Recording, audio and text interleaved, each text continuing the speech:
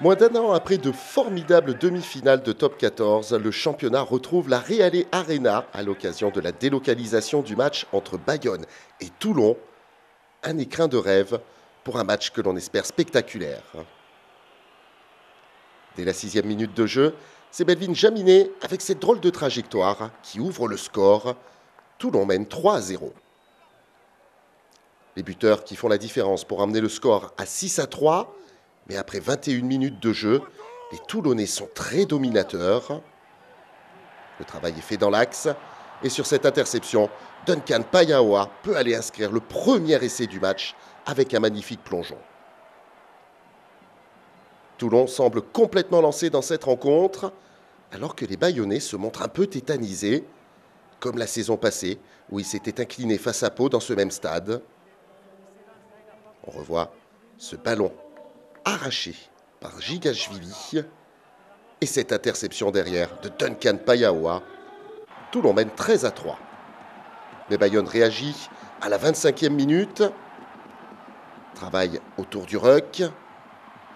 Cherty Berga arrive lancé et est arrêté à 1 mètre de la ligne. Et c'est Arthur Ituria qui vient au bon endroit, au bon moment, pour inscrire le premier essai bayonnais. Devant un public nombreux et conquis par cette superbe arena, Bayonne revient dans le match.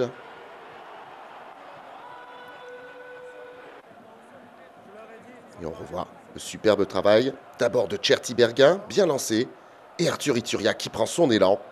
Le ballon arrive dans un timing parfait. Les Bayonnais ne sont plus menés que 10-13, puis 10-16 avec une nouvelle pénalité. Mais juste avant la pause, Toulon veut faire le break. Au pied du poteau, les avants travaillent. Et c'est Brian Aleinou-Essé qui trouve la faille pour venir inscrire un nouvel essai toulonnais, le deuxième de cette rencontre. Toulon fait le break dans le sillage de son deuxième ligne et prend une avance substantielle pour le plus grand plaisir de Pierre Mignoni.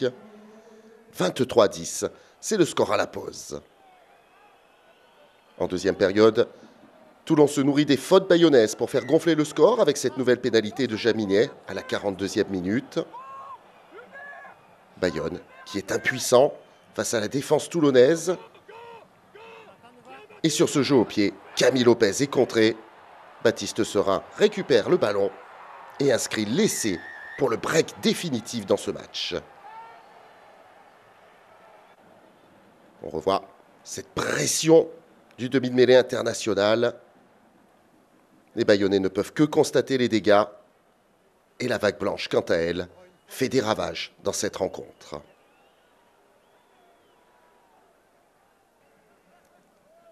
Avec de nouvelles pénalités, Toulon mène 39-10 et va définitivement enfoncer le clou à la 71e minute. Les passes s'enchaînent le long de la touche.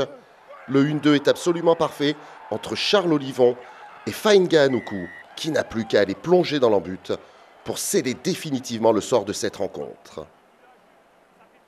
C'est le 4e essai toulonnais, un essai synonyme de bonus.